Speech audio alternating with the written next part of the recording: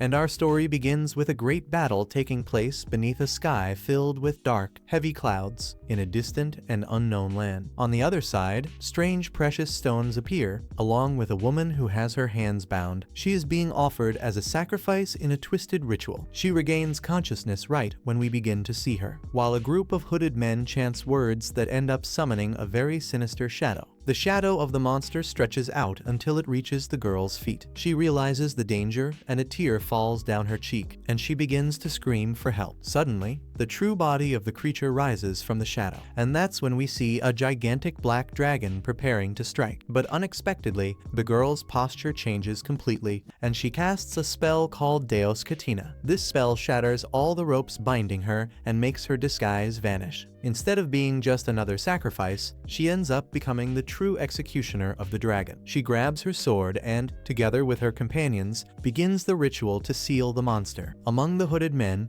one of them decides to reveal himself, and it's Hiro, the boy who is leading the ritual to imprison the creature. Near him, another boy appears carrying a shield that's even larger than he is, and both of them prepare to complete the sealing of the dragon, whose name is Dagenzoto. With everyone's combined efforts, they manage to trap Dagenzoto inside a sphere. That will be his magical prison for all eternity. And it's at this moment that we understand that this dragon had been causing destruction all across the region. Right afterward, we see Hiro bleeding, which throws everyone into panic. But even so, he urges the woman with the sword to continue the ritual and not stop just because of him. However, at a certain point, Dagenzoto manages to destroy the boy's shield, leaving him completely defenseless. The dragon wastes no time and launches an attack. And Hiro and the woman who are the boy's parents try to run toward him before Dagenzoto destroys everything. Seconds later, the boy is shown in shock, with a strange mark appearing on his shoulder and spreading to his chest. At the same time, Dagenzoto gains the same mark in the same place on his body, and shortly afterward, the dragon's flames ravage everything around them. Years go by, and in the future we see Hiro, now grown up, walking through various regions. He's wearing a cloak over his body and a sword hanging on his back. After traveling for a long time, he arrives at a city as night begins to fall, and he joins a line with several others waiting to get through the gates. When it's his turn, the guard lifts Hiro's hood and is shocked to see who he is, and ends up allowing him into the city called Lindsay Casey. Soon after, we see Hiro walking through a market full of bizarre creatures, and with all kinds of food and different potions being sold. Out of nowhere,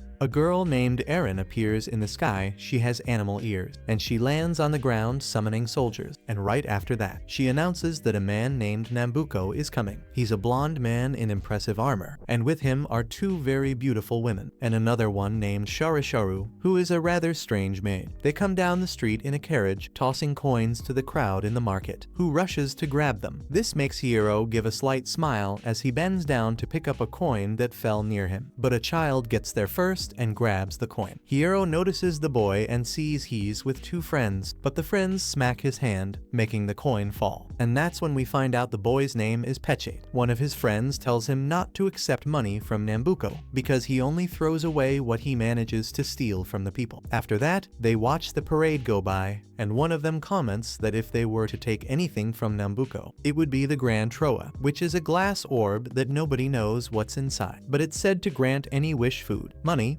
or even to kill someone. The children say they have to hurry because the boss is waiting and will be furious if they take too long. But the chubby, mischievous kid ignores them and sneaks onto the parade float, where people keep throwing coins. As expected, Nambuko senses that someone strange is on the float. Hiro, watching everything from a distance, quietly slips away, thinking that this city is full of all kinds of people. Right after that, a man begins telling the story of the place. A man named Dal Halbert saved a girl called Pichuk-Tran, and my god, every name in this anime is weird. But anyway, she was in danger and Dal Halbert came to rescue her from the claws of a fierce dragon that was capable of slicing an elephant in half. Then the man asks if the people there would be able to defeat a dragon, and says that his family has passed this story down for generations. a dragon slayer emblem. He raises his hand to show an emblem, but a child takes advantage of the moment and steals it while he's distracted, still speaking. A troll ends up grabbing the boy, and the man accuses the child of stealing his family's emblem. Hiro steps in, threatens the troll with his sword, and says that no one should draw a weapon without reason. To resolve the situation, Hiro gives the man some money, and he leaves together with the troll. Hiro asks the boy if he's okay, but the kid says he ruined his own plan because he wanted to create a scene and steal the man's money. The boy slaps Hiro's hand, grabs the emblem, and walks away. But after a while, Hiro finds the leader of the children and takes the emblem back. The leader of the little thieves is called Tomet, and they try to fight Hiro, thinking he has taken something that only exists in legend. But when they corner him near a window, Hiro escapes by slipping under the building. Somewhere else in the market, Hiro shows up a giant man with scars all over his face. He asks if anyone has seen Hiro, but no one knows anything, and shortly after, his partner Palapa arrives, a lizard-like man. He says that Hiro stole a large amount of money from him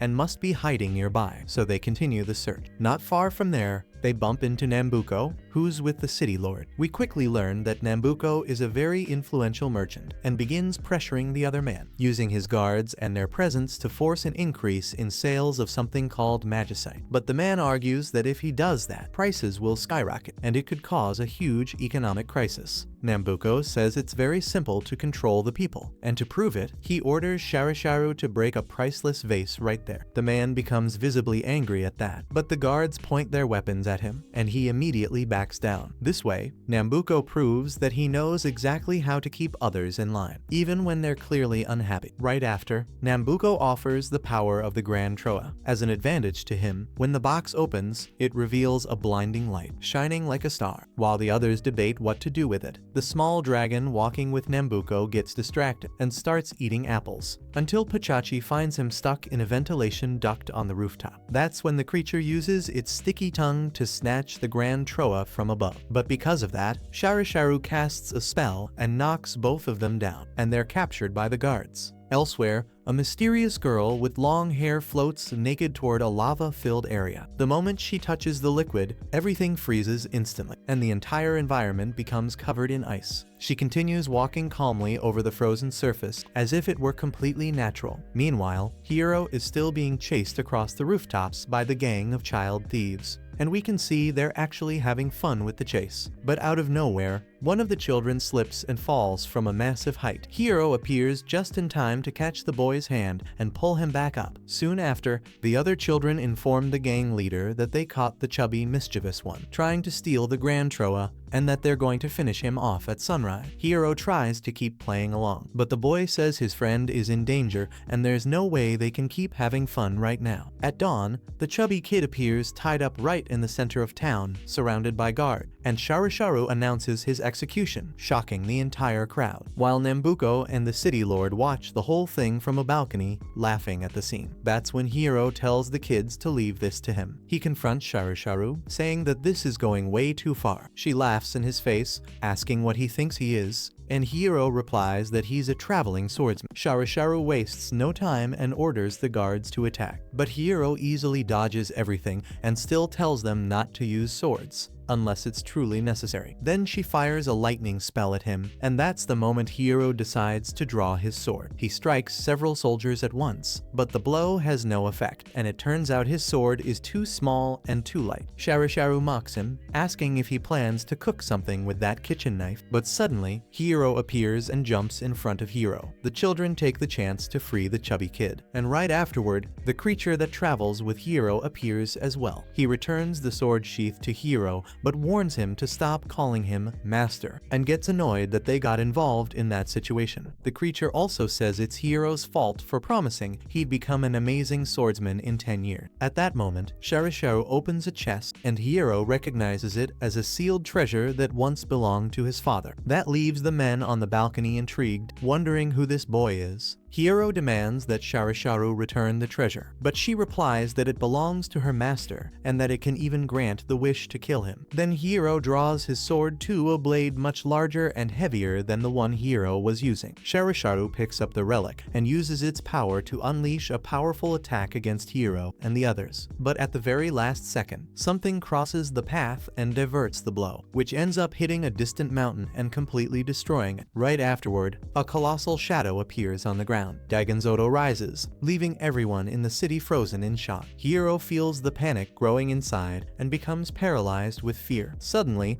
the mark that connects him to the dragon glows brightly on both of them. And during this moment, we learn a bit more about that world's past. The land of Kunin was divided into 3 great nations. The first was Holy Moria, the second was the kingdom of Iskelfen, and the third and last was the kingdom of Van Lai. And all the kingdoms had equal strength. But from the darkness emerged a wicked dragon with a thirst for destruction, and this dragon was known as Dagenzoto. Back in the present, Hiro feels his heart racing and something awakens inside him. He begins to run toward the dragon to attack it, but the moment he touches the beast, Dagenzoto uses a strange energy that completely drains Hiro's strength. He collapses unconscious into Hiro's arm. The soldiers try to counterattack using regular weapons, but nothing worked. Saro even scolds them for their pointless attempt. Some attacks end up flying toward Hiro, but Dagenzoto protects him with its own body. After that, the dragon uses its claws to destroy several nearby buildings and vanishes once again. It hides beneath the ground like a living shadow. People start blaming Saro for bringing the dragon back, and meanwhile, Nambuko laughs on the balcony and comments to another lord that the chaos from 10 years ago has returned and now everyone will kneel before them. Later, Hiro is unconscious inside a house with the gang of children and his 2 allies. Hiro takes the opportunity to explain that the master's parents fought Dagenzoto 10 years ago in a neutral area between the 3 kingdoms, but both they and the 100 most powerful mages were consumed by the flame, and those flames are soul-devouring. That type of fire destroys everything in its path, and anyone who dies from it cannot be revived, not even with spell. At that moment, Hiro suddenly awakens, shouting the name of the dragon. He tries to get up and go after it, but Hiro stops him. Hiro insists, saying he needs to avenge his parents' death. Tomet even tries to reason with him. She reminds him that not even 100 mages were able to defeat the dragon. But Hiro argues that he's been training hard since he was a child, and that's when we see his memories of training with Gyro as a little boy, using a wooden sword. But the chubby troublemaker interrupts and suggests that the power of the Grand Troa could be used against the dragon itself. Hiro completely agrees and immediately turns to Tomet to ask where Nambuko is, but he says he doesn't know and doesn't care either after all. Nambuko is an immoral merchant who keeps raising the tax. His goal is to eliminate the city's ruler and gain access to the magical stone. So Hiro decides to go after Nambuko in order to get the Grand Troa and defeat the dragon with it. As they walk through the city, Pelupper reminds Hiro that he still owes him money and tosses him a small pouch with what little gold is left, promising that he'll pay off the debt very soon. When he notices there's less gold than expected, Pelupper asks where the rest went, and Hiro shows him the emblem he got the night before. Pelupper becomes furious when he sees Hiro spent it on a cheap replica of an emblem and begins threatening him, saying he'll shove his hand into that place he knows all too well. Meanwhile, we see Saro questioning some soldiers about Nambuko's whereabouts. They inform her that he went to a place called the land where wishes die. With that, she creates a mirror using water that allows her to speak with him, and she asks whether she should remain in that city. Nambuko replies that she must keep watching the boy who protected the dragon, while he deals with other matters. Meanwhile, Hiro and his 2 allies are trying to find a place to eat, but they are rejected everywhere because they went against Nambuko and caused trouble earlier. That's when a girl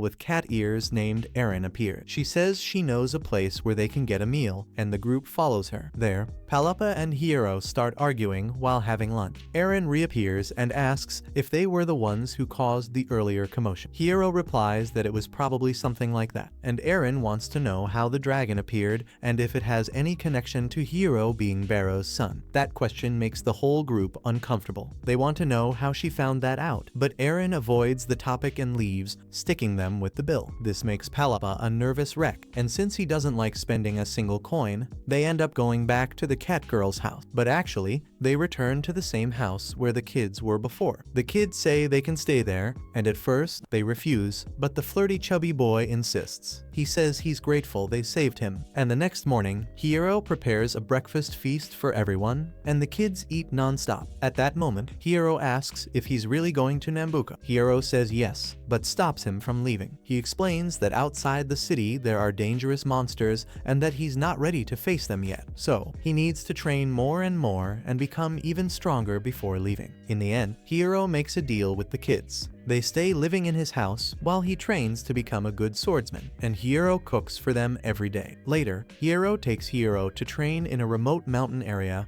a desert full of creatures called slimes, and this one we know all too well. Hiro mocks the idea that fighting these monsters would help him improve, but soon a baby slime jumps on his face and starts choking him. He tries to fight the little slimes, but it's clear he's in trouble. While he's still in the middle of the fight, Hiro goes out to hunt other monsters and gather more supplies. After working with the slimes for a while, Hiro tells Palapa he'd rather face something stronger, and just behind the lizard man, he sees a sand dragon. Palapa says they could make good money selling the dragon's parts, so Hiro goes to attack, but his sword doesn't even scratch the beast. Suddenly, the dragon stops right in front of them and opens its mouth, and out comes the same ice girl we saw before. She gets off the dragon and thanks it for bringing her there. She says goodbye, and the dragon leaves at full speed. Then the girl walks up to Hiro, places her ear on his chest to hear his heartbeat, and after a few seconds hugging him, she looks into his eyes and asks him to go with her. Palapa, just like your loyal friend who warns you when Meguru is about to break your heart, tells Hiro to be careful since this girl showed up out of nowhere and carries a creepy staff. But the girl doesn't seem to care and asks Hiro if a dragon is sleeping inside his eyes. At that moment, Hiro asks who she is, and Hiro explains what just happened. Hiro even grabs his weapon, but ends up realizing she's not a threat. Suddenly, he sees the girl named Sarado kneeling on the ground, picking up pretty stones like nothing is going on. So the three of them grab their stuff and leave as fast as they can, leaving Sarado alone in the desert. But Hiro can't stop thinking about it, and back at the kid's house, he's deep in thought while the others are already having dinner. Suddenly, Tomet grabs his bowl and says he'll take it away if he doesn't eat, then asks if he's acting like that because of the girl earlier and if he fell in love with. But Hiro answers that he just thought she was lost and alone. Meanwhile, we see the city where Chris is staying. She walks around with the soldiers asking everyone if they've seen Hiro, but no one knows anything. She then uses her magic mirror to try to find where he is, but none of the mirrors can locate the hero. Out of nowhere, Sarado crosses their path and takes another street, while a hooded man watches her from afar. Once again, we see Nambuko sitting in a hall surrounded by magical orbs that let him communicate with the outside world. Through them, he spreads news to many nations that the dragon who appeared 10 years ago has returned. The goal is to spread panic and confusion among the kingdoms so that they all buy weapons and magic crystals, which he secretly mass produces. Then they contact a doctor named Baharoba. They ask him to develop something extremely powerful so the rulers can take advantage of the situation. Right after the call ends, he looks into the back of his lab and realizes he owns a magic staff identical to Sarado. He asks her if she'll be okay, and then we see the girl arriving at the kid's house to meet Hiro again. When she gets there, Hiro asks if she can stay. Tomet allows it, even though Palapa isn't very sure about it. Later, Palapa and Hiro go to the market to sell the monsters they managed to hunt, but they realize that even with the money they raised, it won't be enough to cover the trip and the weapons. Hiro decides to go out and hunt some creatures. He asks Palapa where Hiro is, and he replies that he went out to train and took the girl with him. Far from there, Hiro returns to the place where he used to fight slimes, with Sarado watching from a distance, sitting on a tree trunk. But suddenly, a gigantic wolf appears above them. Hiro tries to attack it but fails, and in the attempt ends up injuring his arm. But when he sees the wolf going after Sarado, he tries to protect her with another strike. Before he knows it, Hiro is mounted on the wolf with his eyes glowing bright red. Right after, he collapses unconscious beside the creature. He then looks at Sarado but sees that she is completely unharmed and realizes she had fallen asleep with her eyes open. Then she notices that Hiro is hurt. With the magic staff, she touches the injured area and the wound disappears instantly, and his torn clothes are restored. Back in the city, Hiro and Sarado sell the wolf they had defeated, and with that, he receives his first reward from hunting. While walking through the city, they witness some guards dragging a children's father by force to work in the mines that extract magic stone. With the children crying, Hiro tries to intervene and demands they release the man, but he's taken down with a single blow and carried away by the soldiers. Sarado stays with the crying children in despair, and that's when we discover the hooded figure is still spying, and soon after, Tomet and Palupa show up. Hiro is locked in a cell along with other detained men. The children's father tells him that no one who goes to the mines ever comes back, but Hiro believes they can escape using the emblem he got the day before, and starts hitting the wall with it. Meanwhile, Sarasharu keeps using her magic to locate Hiro until a guard informs her he was captured inside the local lord's palace. In parallel, Tomet enters through a secret passage trying to find Hiro, but notices Sarado followed him. At the mansion, the governor hears a strange noise coming from a room. When he checks, he finds a huge hole in the vault. As he turns, he sees Tomet and Sarado had stolen it. The boy is sitting at the table holding the book and threatens to expose the governor, saying that the book holds proof he stole the king's money. He demands to be taken to the royal castle. The governor demands the book back, but Tomet sets a condition. He must release Hiro and the prisoners from the mines. Before anything worse happens, the governor's soldiers arrive. They capture Sarado and Tomet and take the book back. Right after that, Hiro and Palupa also show up, and the boy says that if they recover the book, they can get Hiro out of prison. Upon hearing that, Hiro points his giant sword at the governor. He drops the book, and Tomet quickly retrieves it. Soon after, the group manages to get Hiro out of prison along with all the other detained men. However, when they arrive at the palace, the man informs Sarasharu that the prisoner has been freed. She obviously gets furious,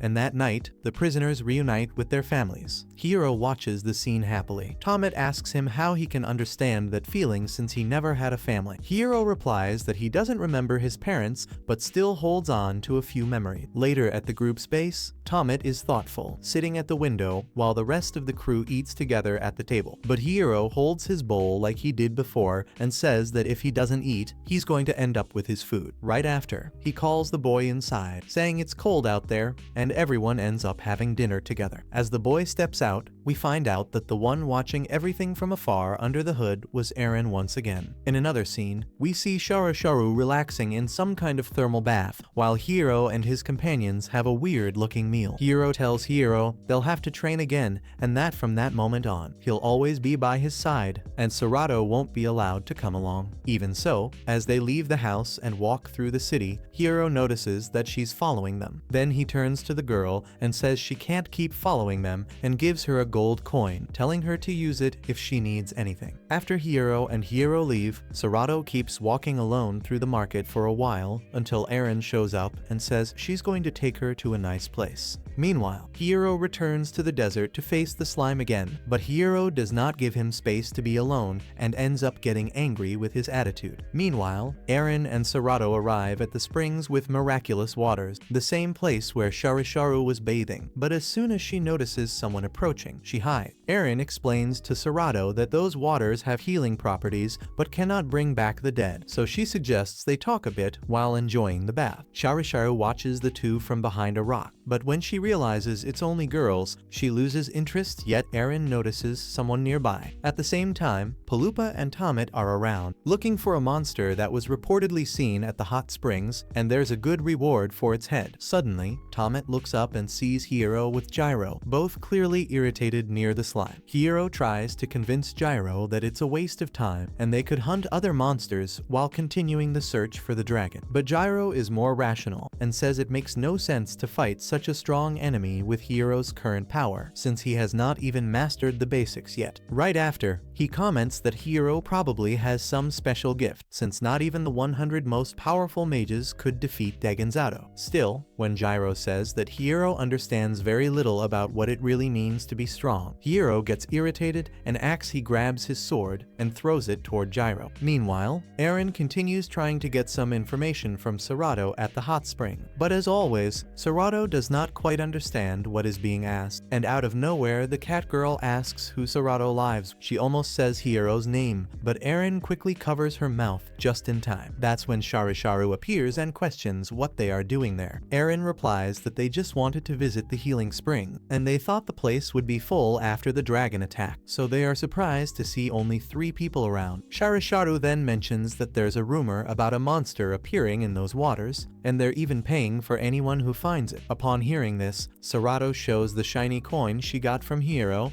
and says she wants to collect many like that. Once again, Eren interrupts her before she says too much and notices that Saro didn't hear anything, as she's dizzy from the steam. Meanwhile, Hiro easily dodges the attack and says he already knows what Hiro is thinking, that with the help of Grand Troa, he will easily win. That makes Hiro even angrier, and he tries a direct strike that catches Hiro off guard, making him defend and seriously wound Hiro. Right after, Tomet and Palupa approach and criticize Hiro for what he did, but he says he'll take Hiro to the healing spring. Meanwhile, Sharisharu's guard watches the path and sees the group carrying Hiro toward the waters. During this, the 3 girls continue chatting about random things until they hear the voices of Hiro and the other. They are also in the water tending to Hiro, and the wound on his chest starts healing thanks to the spring's power. Eren tries to distract Sharisharu by asking what kind of boy she likes. Sharisharu replies that she only likes Nambuko, the weapons dealer, and that she came there looking for someone he ordered her to find. But sadly, she hasn't succeeded yet, which frustrates her. She ends up mentioning Hiro's name, saying he was recently seen in town, and when she asks if anyone saw him, Sarado says yes, but Eren splashes water to cover it up, trying to change the subject by saying it's very cold outside. As Hiro recovers, Tomet notices a mark on his body and asks if that is part of the scar, but Hiro says it looks more like a wart, the result of a strange method barrow. Hiro's father used to save his life that day when they couldn't seal Dagenzoto. After that, Hiro wakes up and comes face to face with Hiro, and he gets really mad, but Hiro says he just wanted to test his resolve, to see if he's really ready to face everything ahead, since even Hiro must keep walking forward if he wants revenge, and from now on they can hunt as they move. Upon hearing that, Hiro gets super excited and thanks Hiro once more for understanding his side. However, Sharisharu hears Hiro's voice and ends up triggering the signal to awaken the aquatic creature with healing power. Suddenly, several huge tentacles appear, and Sharisharu climbs onto a rock to try to guide it, but the creature ignores her commands and grabs Sarado. Sharisharu then yells, telling the creature to get Hiro, but she ends up being caught too and is thrown far away by one of the tentacles. Amidst all that chaos, Eren realizes what's going on and escapes from the water, discovering that it was all a trap set by Sharisharu. Immediately, Hiro's group tries to help Sarado. She calls out to Hiro, and at that moment, he rises from the water, slashes the creature to pieces, and manages to free Sarado. When Hiro pulls her out of the water, he sees that she was still tightly holding the coin he gave her and smiles at the sight. Back in town, they find out that the reward for the monster was all a lie. But even so, they manage to sell the tentacles for a pretty high price. With that money, the group decides to buy light armor for everyone, and the journey continues. And soon after, the village children gather to say goodbye to Hiro and his friends, but feel a bit uneasy when they notice Tometon didn't show up. Shortly after, Tometon appears and announces to his friends that he's going with Hiro because he wants to make a difference and help change this troubled world. The kids happily accept and say goodbye to him, along with the others who stay in town. And a little ahead, they meet Eren, who reveals who Sharisharu really was, the one who set up that trap in the healing water. She says she might join the group, but the others reject her, until Eren, who has feline traits, shows them a map leading to Nambuko. After seeing that, Hiro decides to accept, and they all move on, leaving the city behind. They keep crossing the desert until they see a sign warning about the presence of bears in the area. Even with the warning, Hiro can only think about the dragon. He keeps walking forward while the rest of the group stands still for a moment. Meanwhile, Palupa scolds Eren for tagging along with the group. She says she's there because Hiro allowed it, and at that moment, he trips and falls into a huge sand dune because he was distracted. Soon, a very strange bird appears flying over them them, and an eye opens on its belly, allowing Nambuko's spies to monitor the group. As soon as he sees their location, Nambuko orders to call Kurishiro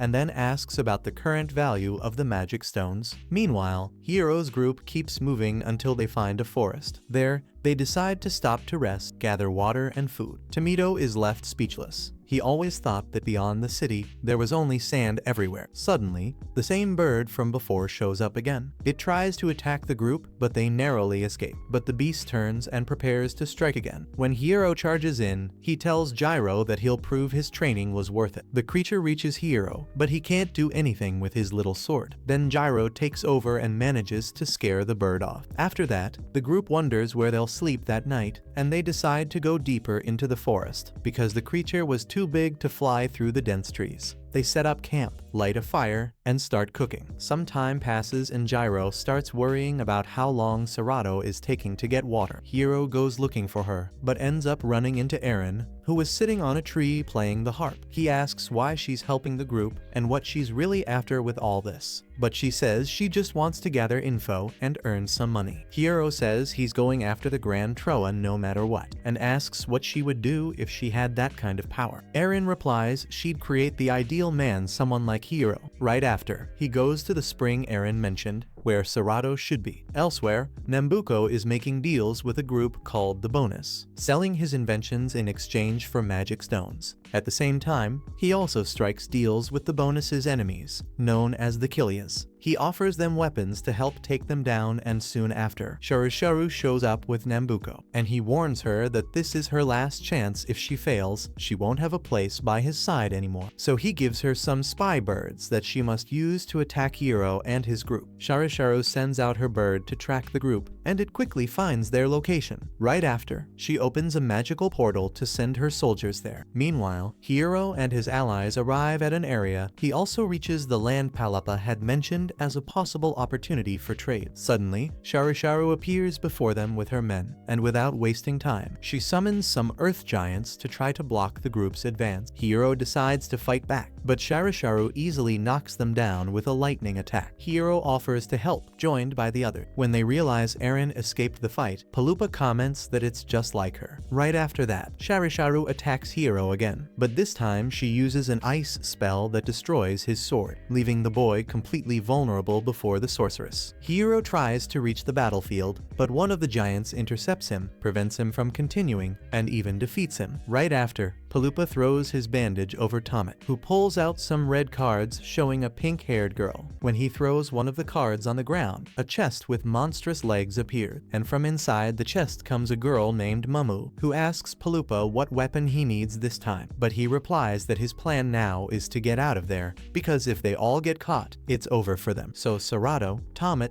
and Palapa jump into the chest, followed by Mamu. Meanwhile, Sharu is almost taking Hiro to Nambuko, but then Hiro appears running toward them. That makes Sharu really angry, and she casts an even stronger spell, destroying the ground beneath their feet. She traps Hiro inside a bubble filled with thorny vines, and then stabs his hand with the tip of her umbrella, threatening to kill his friend. Upon hearing that, Hiro's mark activates and takes over his body, and within seconds, he starts to transform. His eyes turn red, his teeth grow into fangs, and his nails become claws. On top of that, dark energy begins pouring out of his body, and with a few swift strikes, he takes out several soldiers that were with the sorceress. Seeing this, one of the guards tells Sharu they need to retreat now. Desperate, she opens a portal in the ground to flee. At that moment, Hiro charges in to try to stop her. But before he can reach her, he returns to normal and collapses on the ground, completely drained. Meanwhile, Hiro passes out and several images flash through his mind. Hiro marks on his body the attacks he made and wonders what just happened. And later, he starts waking up in the middle of the desert and sees something approaching through the sand. He tries to get up, but hides when he notices it's Nambuko approaching in his carrot. Mamu teleports to the place where they were before. She praises Palapa for his work and vanishes. There, she finds Hiro unconscious, but Sarado wakes him up using some kind of magic by touching him. Next, she asks about Hiro and Hiro gets up, recalling what happened before he passed out. When they look around, they see the bodies of the guards defeated by Hiro and try to understand what happened. Meanwhile, Nambuko Hiro and his men are with the purple-haired woman, showing off a new weapon created by Baharopa. On the site, there is an orc and some prisoners tied up near a hill where they place a strange machine. Baharopa activates the machine and a light begins absorbing both the orc and the humans. Soon, it's clear that the machine merged the orc's body with the human, creating a completely new creature. Upon seeing the result, the woman praises Nambuko, saying the experiment was a success. And from this, we understand that one of the merchant's plans was to build an army full of monsters made this new way. Hiro, witnessing this monstrosity, comes out of hiding and charges at Nambuko with his fists. Since his sword was destroyed, Nambuko reveals he had been looking for him and lands a blow from behind, ordering the guards to capture the boy. Meanwhile, Hiro's group approaches the site where the soldiers were defeated and finds his broken sword. Eris then asks if he used some kind of spell. Palupa scolds her for fleeing during the chaos, calling her a coward, and she apologizes, saying she knew the right time to retreat. Right after, Hiro and the others see footprints on the ground and decide to follow them through the desert. Nambuko meets again with the purple-haired woman in a very luxurious room and thanks her for the business. He orders some youths to be brought with food to please the woman and then leaves, saying he just wants her money to continue the research. On the way out, Nambuko comes across Sharisharu, who apologizes for failing and talks about the enormous power Hiro has. He admits he had no idea the boy was that strong, and hands her a bag of coins as a reward for her and her group. With that, the sorceress hugs him and says she loves him. After that, she throws herself into one of the guard's arms and shouts excitedly that her life now belongs to Nambuko. Meanwhile, Hiro's group reaches the place where he was captured, and witnesses the moment the orc is merging with the human. There, Hiro concludes that it wasn't Hiro who did that, but Nambuko, and everyone rushes out to try to find him. Soon we see Hiro tied to a chair inside a room. Shortly after, Nambuko enters carrying a bag full of very strange weapons. The man opens the bag and reveals various kinds of torture tools, telling Hiro that they might end up becoming quite intimate, since humans can't endure much suffering. He intends to ask a series of questions until he gets the information he wants. Nambuko then raises his weapon and starts by asking what connection he has with Dagenzoto, but Hiro replies with another question: why so much interest in the dragon? And at that moment, we find out that Nambuko wants to profit financially from the chaos that Dagenzoto would bring if he reappeared. But just as he's about to amputate Hiro's arm, he hears the voice of a royal woman outside complaining about one of the boys.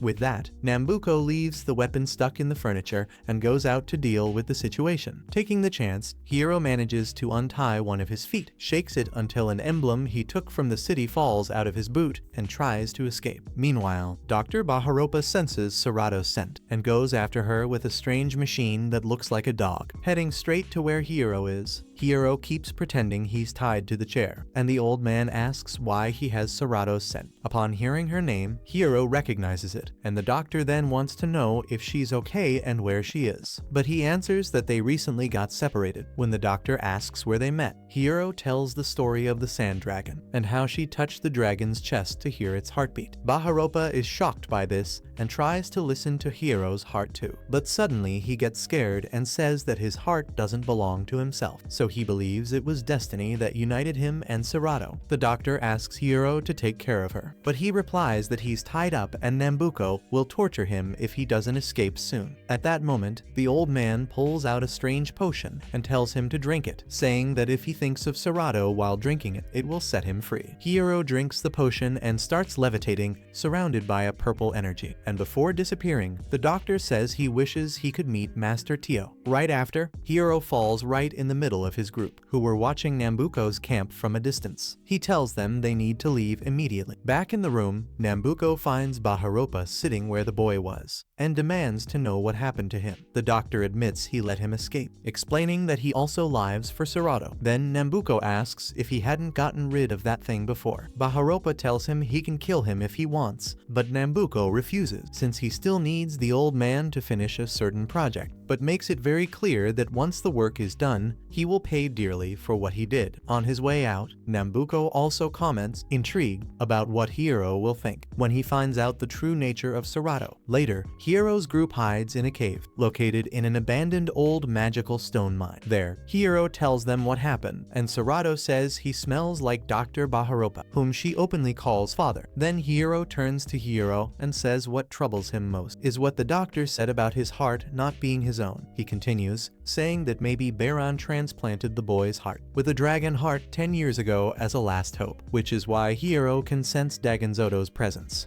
and shares the same mark on his chest and in his heart. Hiro also says that maybe that explains why the dragon protected him in the city, and that he might end up awakening a strange power, something he already showed before when he felt fear and pain. He calls it the dragon form, making it clear he's referring to Hiro. Then Hiro wonders if to defeat Dagenzoto, he will have to die too. Hiro replies that it's not certain. So Hiro walks away frustrated because he realizes that maybe he'll have to face his own death to complete his revenge. Right after, Hiro and Paloopa go after him. Eren also tries to follow, but Tomet stops her, saying that this is something personal and it wouldn't be right to spy on him. Meanwhile, Sharasharu plays with a monster called Yellow Dog, which is a gift from Nambuko. She orders it to go after the hero. Then the creature's fur turns into red eyes that fly out to track the target. Sarado says goodbye to them, returning to Hiro, who's sitting at the edge of a cliff. When Hiro and Paloopa arrive, Hiro, who is a humanoid lizard, approaches saying he was just an adorable child, although now he's a young man full of insecurities. He recalls that his own son used to curl up like a ball whenever he was scolded for breaking something in his sleep. Paloopa joins the conversation, saying that Hiro always acted like that when he was feeling down, like at his parents' funeral or during training with Hiro when he made a mistake. Hiro then asks what their goal is and where they want to go. Paloopa explains that Hiro used to study magic at night after training him, and that for 10 years he learned everything from scratch with him. He did that to understand the risks Barrow took to save his son, and also to properly take care of him. And right after that, Paloopa says they need to protect him and will always stay by his side. Hiro gets excited and asks if they'll stay until he gets the so-called Grand Troa. With that, he decides to find his father's treasure in order to try exchanging his heart with the dragons, and thus guarantee his survival. Right after, the group reunites and continues the journey, but Eri disappears again during the walk. Sarado asks Hiro to listen to her beautiful heart beating, and Paloopa tries to correct her, saying it would be impossible for her to hear. She replies that she's paying attention. Tomet takes the moment to ask Hiro if he can activate his form whenever he wants, but suddenly we see one of Sharasharu's magic eyes spying on the group, letting her know exactly where they are. At that moment, she sets out with her soldiers in search of them, and soon after, the group arrives at a completely devastated village. There's no sign of the villagers, and as they get closer, they find a broken well with claw marks all over it. This brings back a traumatic memory from Hiro's past. He decides to search the area well before settling, but as they move through the ruins, he's faced with a childhood memory. That's when we're shown the sad past of Hiro and his parents,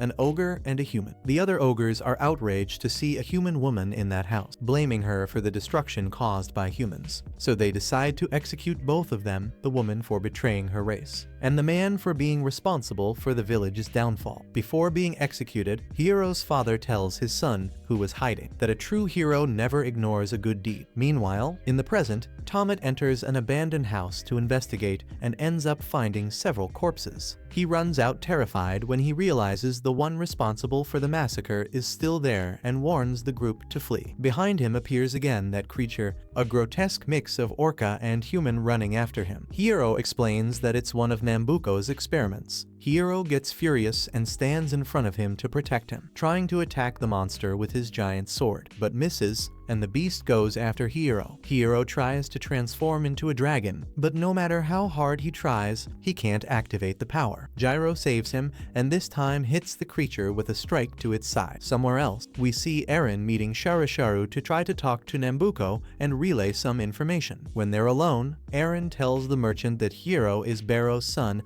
and that the dragon's heart is inside him. Nambuko gets suspicious and asks why she's revealing this. Eren replies that she wants to be rewarded for sharing something so valuable. As thanks, Nambuko gives her an item called Alchina and says that if Hiro really is Barrow's son, he'll return to claim the Grand Troa. Then, Nambuko calls Sharasharu to talk with Eren and directly asks her to kill Hiro, and Eren accepts that easily, without hesitation. Later, we find out that Eren followed Nambuko's order to the letter. She received Saraphuria through a Chinese woman and is now heading to the village where the group is staying. Once there, Hiro pretends to buy a sword, but Palupa warns him. He says it has to be something cheap, since the group barely has any money and still has a long road ahead. After some time, they arrive at an inn and get a room, but they need to cook and eat on their own to avoid spending too much. Soon after, Hiro tests several swords until he finds the ideal one, a shorter, lighter blade, perfect for him to use. When Sarado sees the sword, she admits she feels a bit uneasy about it, but even so, Hiro decides to keep the weapon. Later, Hiro and Sarado are walking through the market when she's drawn to a crescent moon-shaped accessory. She stops in front of the shop and the seller tries to convince them to buy it, but it's too expensive. Then Sarado shows Hiro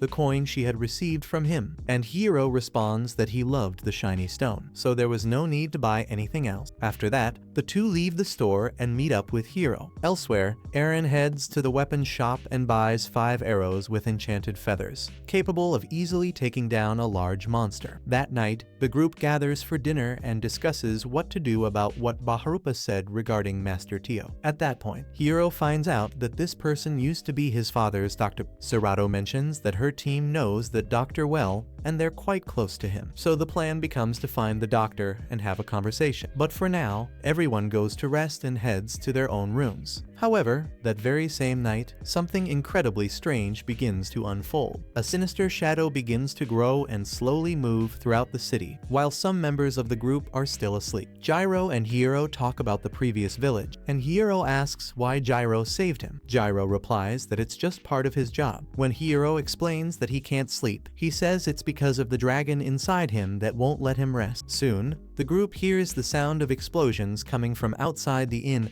and rushes out to see what's going on. It seems like the shadow of a dragon is destroying homes and absorbing anyone it touches with its long arms. Hiro tries to run toward the creature, thinking it's Dagenzoto, but Gyro stops him and says that doing that would be a bad idea. The shadow charges at them, and Gyro thrusts his sword into the ground, trying to hit the monster, but misses and gets captured. Sarado tries to run to help the two, but Tomet stops her. She stays there, visibly distressed, realizing that whatever this is, it's definitely not Dagenzoto. And at that moment, Saraphuria appears next to Hiro, and we find out that the monster was created by Nambuko. He had asked Baharu to create the creature, and later handed it over to the witch. Saraphuria then orders the monster to devour Gyro immediately. Meanwhile, she points the tip of a sharp umbrella at Hiro and fills their hearts with thorns. At the same time, Baharu watches everything unfold beside Nambuko and tells her that she must not kill Hiro because he is Sarado's future. Hiro manages to grab Sarapuria's weapon just before it pierces his chest, but she shocks him with electricity. And that's when we learn Nambuko's true plan. He wants to put the dragon's heart in danger to force Dagenzoto to show up. Saraphuria keeps pushing the weapon against him, trying to pierce his heart, but Hiro is distracted, desperately begging her not to hurt Gyro. Still, she manages to slightly pierce his skin, which causes Hiro to completely lose control and enter a full state of rage, activating his dragon form. Saraphuria is thrown far away just by the energy released in that moment, and right after that, Hiro charges forward with everything he has, as a series of dark lightning bolts begin to surround him. He heads straight into the battle against the soldiers sent by Nambuko, and that's when Dagenzoto starts to rise from the shadows, approaching Hiro. But Gyro appears and blocks the way, with Eren stepping in to help and save him. Then Hiro grabs a sword, and, in a burst of energy, launches an attack toward the dragon. But the blade misses Dagenzoto, and instead lands a direct hit on Gyro. At the same time, we see Saraphuria and her group retreating from the battle, and all the cameras that were spying on Hiro begin to explode right in front of Baharu and Nambuko. Slowly, Hiro starts to come back to his senses, and meanwhile, Sarado suddenly starts to feel very unwell. Moments later, everyone gathers around Gyro, who is lying on the ground in the middle of a pool of blood. Hiro instantly realizes what he has done, and by the next morning, Gyro is lying down, badly wounded, being treated by Sarado and Hiro. He looks clearly shaken by what happened and deeply guilty for attacking his own friend. Suddenly, Gyro wakes up because of the smell of the food that Palupa is cooking. Everyone is relieved that he regained consciousness, and Hiro immediately apologizes. Palupa tries to comfort him, saying it was because of the transformation and the dragon going out of control. Hiro comments that it's a serious risk, especially because that form is still active, and there might come a moment when he can't turn back anymore. Shortly after, he lies back down and suggests they ask Master Tio if he knows anything about this matter. Later on, Palupa tries to get medicine from Mamu, but she offers him a rare and extremely expensive plant far beyond his means. In the end, she just leaves, while Eren says she knows where to find a medicine called saraphuria. Then Hiro and Sarado start running off in search of the medicine. Meanwhile, Nambuko is seen receiving order after order for weapons, ammunition, and armor from all over. He even orders rumors to be spread claiming that one of the countries has captured the dragon, just to throw everyone into a panic and boost sales even further. At the same time, Sharu is locked inside a room along with the yellow-furred dog, since Nambuko told her he never wants to see her again. Over at the canyon, Hiro and Sarado finally arrive at the location. She tries to calm him down, telling him that everything's going to be okay, that they will find the saraphuria plant, and she also says the heart is doing well too. That part leaves Hiro a bit confused, and meanwhile Eren is still at the inn taking care of Hiro when Tomido approaches the group. He shares his doubts about Sarado, saying she never eats anything, never smiles,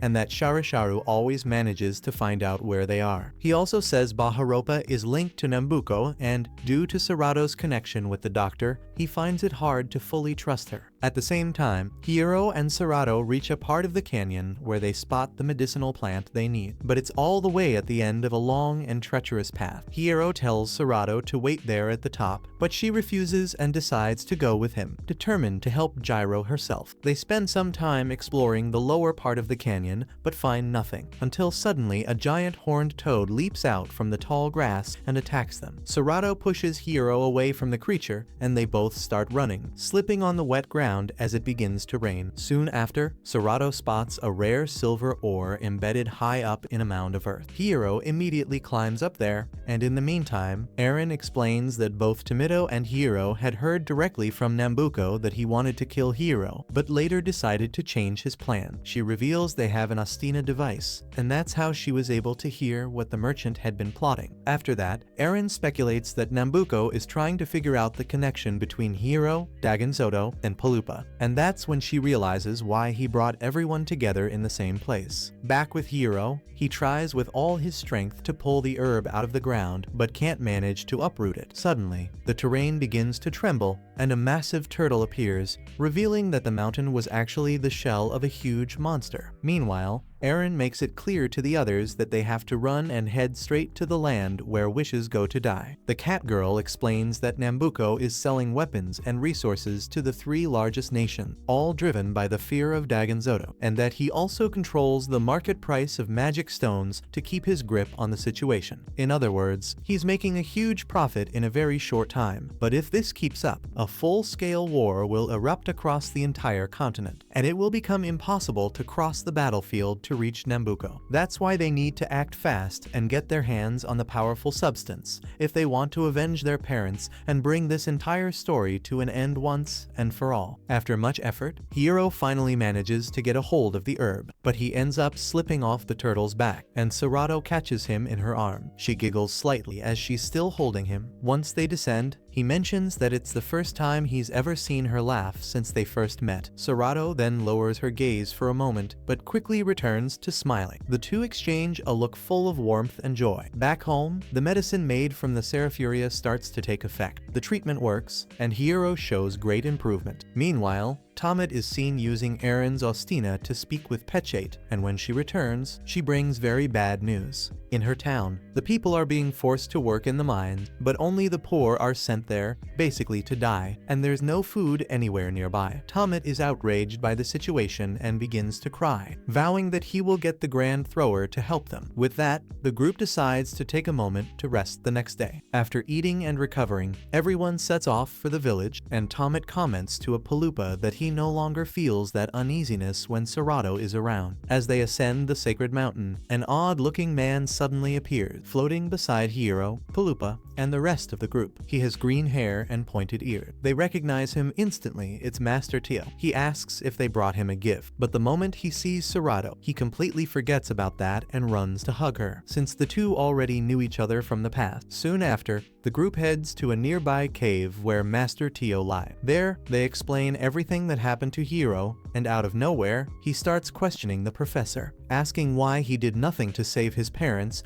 or prevent the catastrophe from happening. But Master Tio replies by saying that just like no one can stop the force of nature, it was also impossible to face an evil dragon by force alone. Then the old man stands up and tells Hiro to follow him, saying it's time for them to practice magic. The problem is, Hiro feels very uncomfortable with that. Since he's a swordsman, he has nothing to do with magic. But before they begin the training outside, the master sends Hiro and Tomatir away, using the excuse that they need to fetch water and meat. Eren also steps away for a bit, and in that moment, the master asks Hiro whether the ground he's standing on is level. Hiro replies that it's not, but even so, he's instructed to take a step forward. Then he asks if that step was straight, and Hiro says yes. Immediately, the master questions how a step can be straight if the ground is tilted. He then hands Hiro a sheet of paper with Sarado's face drawn on it and tells him to crumple it. Afterward, he has Hiro stretch the paper back out several times without explaining why. And meanwhile, Eren is on a nearby hill with the Ostina, listening in on the conflict that is just about to break out. She realizes it's only a matter of time before everything explodes, and after a long while practicing with the paper, Sarado approaches and asks to see Hiro's drawing. When he shows the paper to the master, the old man watches the two of them with surprise, suspicious that the bond between them is starting to grow stronger. For the next part of the training, Master Tio tells Hiro to choose a stone. He picks one, but Sarado takes the chance to show him the coin she had given him earlier. Hiro replies by saying that this coin is actually the stone he received, and the master compliments him, saying the coin is beautiful and suits him perfectly. After that, the old man instructs Hiro to point to the exact place where he wants the stone to fall. Hiro chooses a spot, but the stone doesn't land where he intended. Even so, the master corrects him, and Hiro insists that the stone fell exactly where he wanted, so it's fine. Right after that, he draws his sword and threatens the master, which prompts Palutau to intervene, but in the end, the old man agrees to train with him using a sword instead. Master Tio positions himself in front of Hiro and grabs something invisible with both hands, calling it a sword. He then strikes Sarado's magical staff with it and hits it, and later explains that this is a kind of magic, even though he refers to it as a sword, and encourages Hiro to try it himself. Hiro imitates the master's movement, pretends to hold an invisible sword named Koko, and launches a direct attack that ends up cracking a nearby rock. Even though he had thought this whole thing was a waste of time, the master praises his effort, and they continue training for several hours, while the rest of the group focuses on other tasks. By the end of the day, everyone rests after so much activity, each with their own responsibilities. Meanwhile, Sharisharu is deeply disheartened, even while locked away in her room, until suddenly a guard shows up asking her to meet with Nambuko. At the same time, Hiro is with Master Tio, having a conversation about himself about how much he resembles his father, Barrow. There, Master Tio tells Hiro that even after 10 years, he still hasn't reached the same level with a sword as the boy has. People say Hiro has immense talent for magic, and that he's truly powerful, because no ordinary person would be able to carry the heart of a dragon inside them. Soon after that, the master continues talking with Hiro, explaining more about his power, and warns him that it's extremely dangerous, since the very first strike he made with the invisible sword had its force split without even touching Sarado's staff. Even so, it still hit the old man. He only avoided serious injury because he managed to defend himself just in time. After that, the master reveals something else, that Sarado and Hiro are like two halves of a couple that must always stay together. That revelation takes Hiro completely by surprise. Meanwhile, Sharisharu meets up with Nambuko again, and he welcomes her warmly with a hug, walking off with her and leaving the rest of the mission in Baharopa's hands. The next day, Hiro continues his training with Master Tio. The old man suggests he bend forward with his head between his legs. Hiro gets fed up with this bizarre training and storms off in frustration. Paloopa agrees with him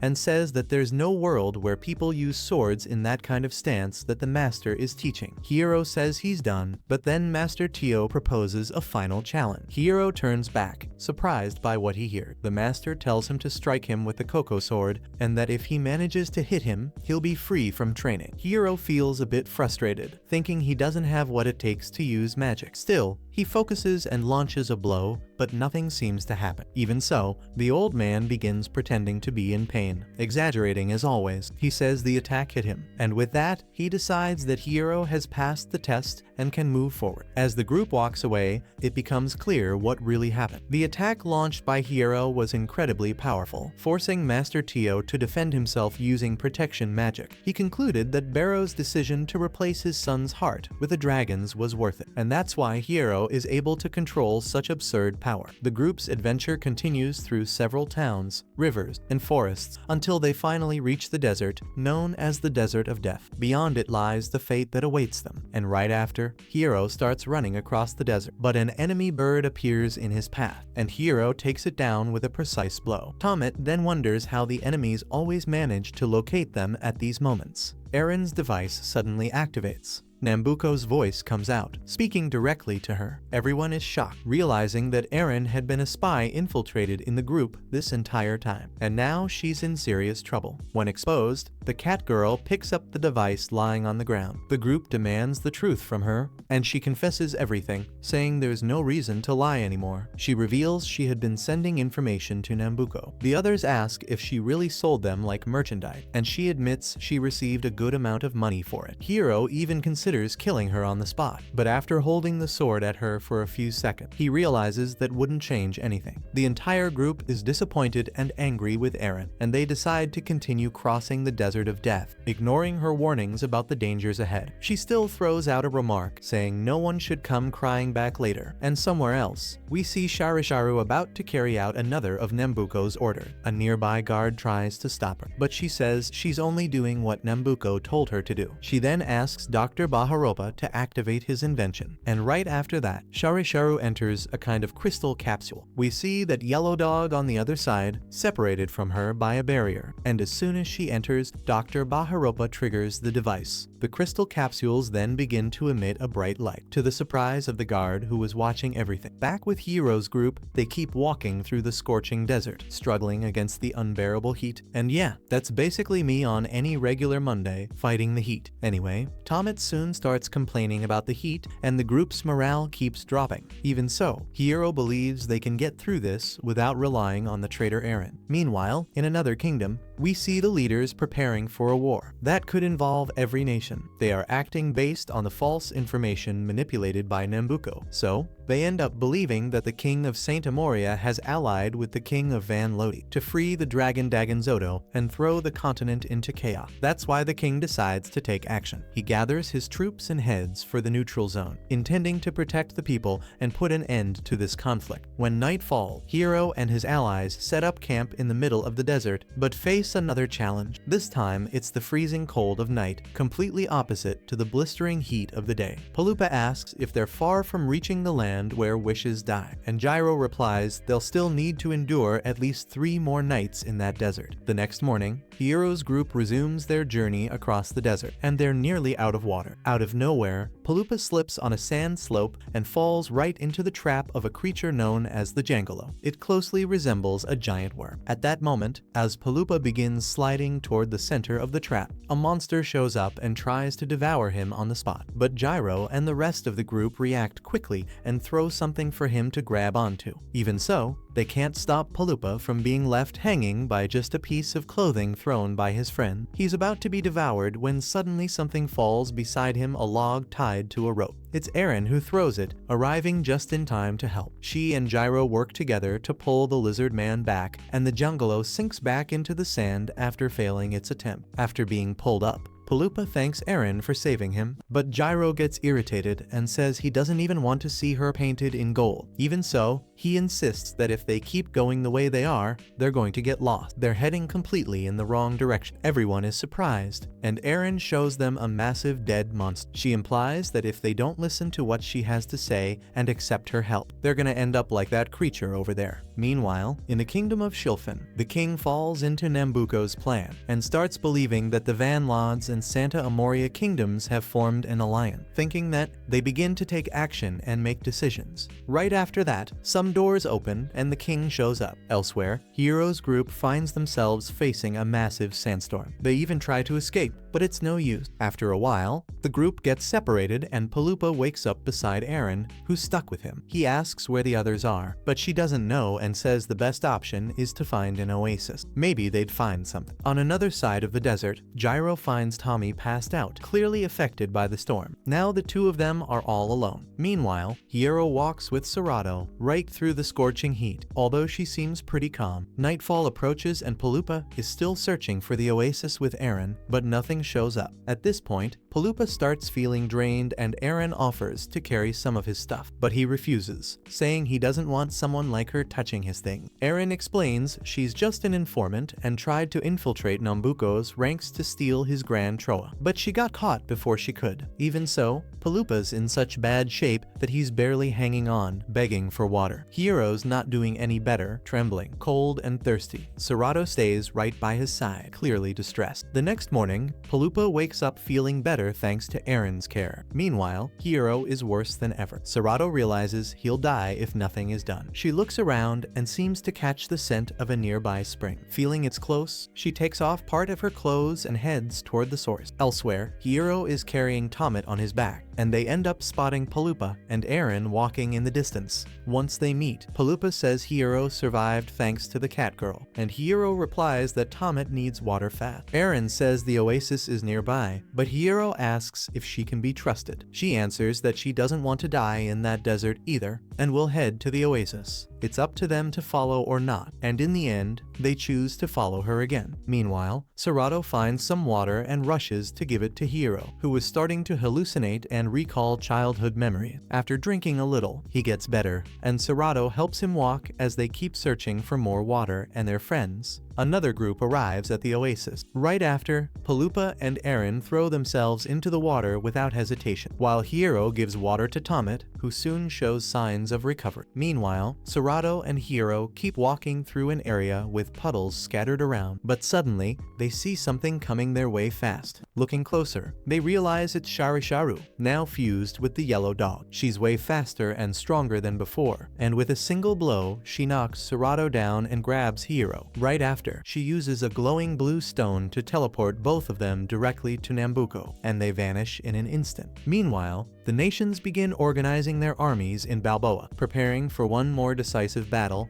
on the same battlefield as 10 years ago. Hiro then wakes up and realizes he's face to face with Nambuko, who calls him the heart of Dagenzoto. But Hiro doesn't care about that. He just wants his father's treasure back and already pulls out his sword, ready to demand what's his. But when he tries to attack, Nambuko rushes forward and holds a sword to his neck, making a direct threat, and then reveals they've already met before. Nambuko says he was at the Balboa tragedy, and that's where he got the Grand Troa. The merchant admits he was the one who fired the arrow that wounded Barrow, and because of that, Barrow couldn't finish sealing the dragon. 10 years ago, he already had the same plan in mind to cause destruction using Dagenzoto, to force the kingdoms to spend everything they had. That way, he'd become absurdly rich, and then he explains that he survived that place and that clash because he had a crystal made from dragon blood, and says he was deeply impressed by the dark flames of Dagenzoto. He asks Hiro what it's like to carry a dragon's heart, since he thought the beast had died 10 years ago. But Hiro gets furious, saying it's insane to admire something that killed hundreds of people, including his parents. Once again, Hiro tries to attack, but Nambuko easily disarms him and says he has no intention of killing him because that way he can keep control of the dragon. Meanwhile, the group is in the desert trying to locate Hiro, and Sarado is also helping in that search. They use Eren's Alxina to try finding some trace of him, when suddenly they hear her voice, but it's weak, almost fading, and they all run quickly in the direction the object points to. As they get close, they realize Sarado is alone alone and hitting a huge crystal stone with her magic staff. Hiro is alarmed by the scene and warns that if she keeps doing that, she'll attract a dragon, so he realizes he must help her immediately. But even so, she keeps striking the stone hard and keeps calling for Hiro until her staff breaks. At that moment, a dragon appears flying at an extremely high speed straight at her. As it opens its mouth, Sarado smiles and gives in, letting herself be swallowed. Then Paloopa remembers that when they first met her, she also came out of a dragon's mouth, and the dragon approaches the group, and when it opens its mouth, Sarado is revealed inside. It says it's their ally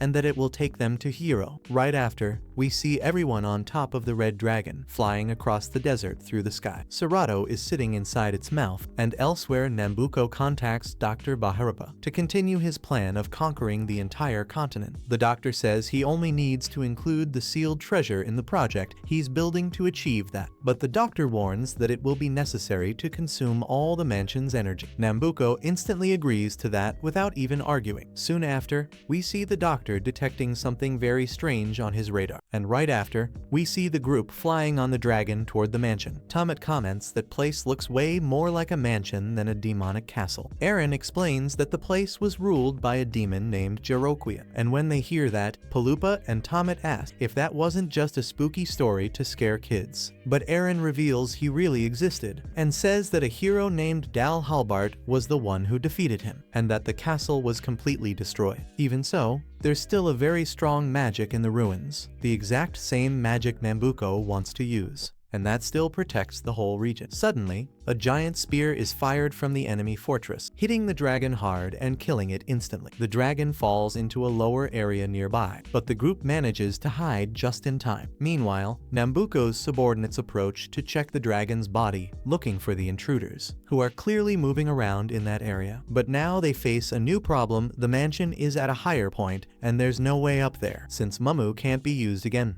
At that moment, a portal opens. The doctor steps out of it and immediately calls for Sarado, and when she sees him, she runs to him. Baharopa is thrilled to see his daughter again and says they need to leave there as fast as possible. So he opens another portal and everyone manages to escape through it just in time. After that, everyone is safe, and Gyro and the others begin to question if Sarado is really the doctor's daughter. But she reveals that she was raised by him under Nambuko's orders, and that shocks the group because no one really knows who she is. Then Baharopa explains that she's actually a magical doll he created. Hearing that, Paloopa gets shaken for never having noticed it, even though she never ate anything. He just thought she was frugal and hoarded too much food. Then he asks Tomet if he ever suspected it, and the boy says he had his doubts, because he always felt like she was way too different from them. Then the doctor continues explaining that Nambuko was present at the Battle of Balboa 10 years ago, the greatest battle the world has ever seen, but Gyro disagrees, saying that's not possible, because only he and Hiro survived that fight against the dragon and its soul-devouring flames. But the doctor reveals he survived thanks to the dragon blood crystal. That crystal is made from Dagenzoto's wounded blood, and it serves as protection against the flames. After that, he says Nambuko asked him to use that kind of crystal to create the most powerful warrior ever. A warrior who could withstand even an environment taken over by those soul-draining flames. But the doctor didn't want to follow that path, so instead, he created his masterpiece. He reveals that this perfect creation is Sarado, beautiful and full of kindness. But that made Nambuko furious, and he ordered her to be eliminated. Baharopa refused to do that to his own creation, and instead of destroying her for real, he only faked. In reality, he allowed her to escape and gain her freedom. Sarado tells the doctor that after that event, she met Hiro, and then she reveals to the group that she felt the connection to the sound of his heart. And that's when Hiro drops the bomb. His heart was replaced by Dagenzoto's dragon heart 10 years ago. The doctor then starts to understand the link between Hiro's heart and the crystal used to create her. But then Sarado kills the mood, saying she needs to go to Hiro right away. Only the doctor objects and asks her to leave the boy alone, because the dragon's hour is drawing near. That's the moment when great disasters will happen, and Nambuko plans to summon Dagenzoto. Even so, Sarado ignores the doctor's order. She says she won't leave Hiro to his fate, and right after that she flees, being followed by Aaron. Seeing that, the The doctor wonders if she developed her own conscience since she had never disobeyed any command before. He then asks the rest of the group to watch over her. Paloopa and Tomet don't like what the old man said at all, but Hiro responds firmly that they'll take care of her and also rescue the hero from Nambuko's clutches. Shortly after, Sarado and the group reach a room where there's a giant stone, and then Nambuko and Sharasharu appear. They're holding the hero in their hands. Nambuko tells Sarado he was waiting for her, and she offers to take Hiro's place, but he refuses, explaining he needs both of them to complete his plan. Soon after, he threatens to hurt Hiro, and Sarado goes toward them. Then Sharasharu opens a portal and throws all three of them straight to Balboa. At that moment, Kuryu runs to stop the spell, but Sharasharu blocks his attack and says that now she's his rival. When they arrive in Balboa, Nambuko forces Hiro to look at the stage where his fate was sealed 10 years ago. The sun begins to darken, triggering an eclipse, and the different armies of the kingdoms prepare for the worst, thinking it's the end of everything. The dragon's hour has come. The magic stones prepared in Balboa are finally activated. Using the last of the energy from the Hierarchia, Sharasharu explains there's nothing more to be done and reveals that Nambuko's real plan was to gather the soldiers of the three kingdoms and merge them with Dagenzoto, creating a creature even more powerful than the original dragon. Suddenly, the sphere where the Hierarchias are begins to close, sending its energy directly to Balboa. The group warns Sharasharu that everyone is going to die, but she assures them that Nambuko wouldn't let that happen to her. Soon after, a kind of screen appears where he speaks to everyone in the sphere. He says he'll use all their souls' magic and thanks them for sacrificing themselves for his plan. Men, assistants, and servants all start screaming and begging for help. Only Sharasharu still believes she'll be saved, but then he cuts the communication, and only then does Sharasharu realize he never really cared about her, and she begins to cry, desperate and angry. At that moment, Baharopa says he's going to try to get the group out of there, and he reveals the girl's true body is in Balboa. Meanwhile, Nambuko tells Sarado that something inside her will soon awaken, but shortly after the real Baharopa appears and tries to stop him. But that wasn't part of the villain's plan, who attacks the old man and leaves him lying wounded, completely wrecked on the pavement down there. Right afterward, he stares at Sarado and casts a spell on her so she won't disobey anymore. She transforms, revealing a new form, and Nambuko commands her to fight Hiro. The goal is very simple. The fear she causes will make Dagenzoto's heart beat inside him, and that alone will be enough to bring the dragon back. Hiro begs Sarado not to obey, and he doesn't want to fight her, but the girl charges straight at him. Meanwhile, inside the sphere, everyone is trying to find a way out, but they can't at all. Paloopa feels sorry for Sharasharu, but the group realizes that Mamu might be the key to escape, but she says she can't get in like that, and Paloopa asks if there's any weapon that can destroy the sphere. She says yes, so everyone starts offering gold, weapons, and jewels in exchange for her help. And before they leave, Hiro speaks to Sharasharu and promises that once they escape, he'll take them to Balboa. She accepts angrily and says she'll deal with Nambuko personally. And right after that, Mamu positions a magic cannon outside the sphere and fires at the Vedic layers protecting it. Meanwhile, Hiro starts transforming into a dragon, and Sarado keeps attacking. Nambuko warns that if he doesn't complete the transformation, he'll die, and in the middle of all that, he encourages them to fight. He sees beauty in the duel between two people united by fate, and the dragon's mark keeps spreading across Hiro's body. He launches an attack on Sarado just as the allies were teleporting there, and Hiro strikes with full force, but Sarado easily blocks it, and right after that, he swings another blow from above, continuing the fight. Seeing the situation, Hiro tries to move closer, but he's caught off guard when Sharasharu strikes him with her sword. He asks why she did that, and that's when we see her eyes glowing the same way Sarado's do, and we find out it's Nambuko's spell, which prevents her from disobeying. Crying, Sharasharu says she only did it because she's a fool, and prepares to fight Hiro. Meanwhile, Sarado and Hiro are exchanging punches and dodging attacks until Nambuko commands her to end the fight, and he suspends Hiro in the air. She starts slamming him into the ground repeatedly, and gets ready to pierce him with one of the sharp blades that extend from her head. But before she can, something hits Sarado, throwing her away, and smoke starts to fill the place as the sun suddenly turns blood red. That shows the dragon's hour has finally come, and then Dagenzoto appears, furious. Quickly, Nambuko activates his machine and several beams of light hit the dragon. Excited with his plan, he tries to merge the dragon with thousands of gathered soldiers. But thinking that might ruin the dragon's beauty, he also connects Grand Troa to the device, asking it to merge with the dragon too. At that moment, the orb begins to pour out energy, and a massive explosion of light erupts from the dragon's body. Sarado and Giru try to reach Nambuko and Hiro but can't. And then we see that Nambuko really managed to merge. The doctor stands up in shock, just like everyone else who just witnessed what Nambuko had done. Nambuko detects Hiro's heartbeat and interrupts the attack he was about to launch. He says that even with the dragon's heart, the boy is still a weak human, and starts punching him non-stop in midair. While Hiro is getting beat up like a dog, he has a vision of his parents calling out to him, telling him he still has a mission to complete. So he grabs one of the dragon's claws and destroys it, causing the others to fall off as well. Meanwhile, Hiro's group receives orders from Dr. Baharupa. They all need to shut down the reactors at the same time. By doing that, they'll free Grand Troa from the machine, allowing magical energy to flow again throughout the area. The Earth reactor, where wishes die, starts to lose control, and at that moment, Nambuko rises while preparing his next strike. The soul-devouring flames also begin to spread, and the Doctor and his allies manage to reach the reactors and shut them down in time. Meanwhile, Sarado wakes up and notices that Hiro's sword is also nearby. In the blink of an eye, the crystals that powered the reactors shatter, and Nambuko loses the strength he was building up. Hiro regains consciousness, and at that moment, he sees Tomater, and Palupa, who was nearby, takes command of the troop. Even so, Nambuko reveals that it's already too late, and he channels the flames into one of his arms, then launches an attack on everyone. The flames begin to take over everything, covering the ground with fire and thick smoke, as Bajiropa runs to protect his daughter. When the fire and smoke start to clear, Nambuko sees that Sarado stood in front of Hiro to shield him, and though the crystal in her chest appears to be dissolving, she looks at him and hands him back his sword. But at that very moment, Nambuko pierces her body and destroys the magic crystal she carried in her chest. At this point, he believes he's out of danger, thinking no one else has the strength to stop the soul-consuming flame. But Hiro fights back, slicing off Nambuko's arm with the sword, and declares that Nambuko will pay dearly for hurting Sarado and killing his parents. Without wasting time, he charges at Nambuko again and, surprisingly, manages to wound him with the blade. After all, a human shouldn't be able to hurt him, and Nambuko collapses to the ground, while Hiro takes the chance to run to Sarado. She's still unconscious, and shortly after, his companions gather around, and from Nambuko's body, the true form of Dagenzoto emerges once more. Hiro sets Sarado down in a safe place and prepares to stab himself with the sword, aiming to hit the dragon's heart. But then he remembers what he learned from Master Tio and asks Tomet to throw him the Grand Troa. Tomet follows his request and throws the item, and Hiro gets ready. He grabs the treasure, and a new sword emerges from the sphere of light. Right after, he leaps with the troop in one hand and the new sword in the other. It's clear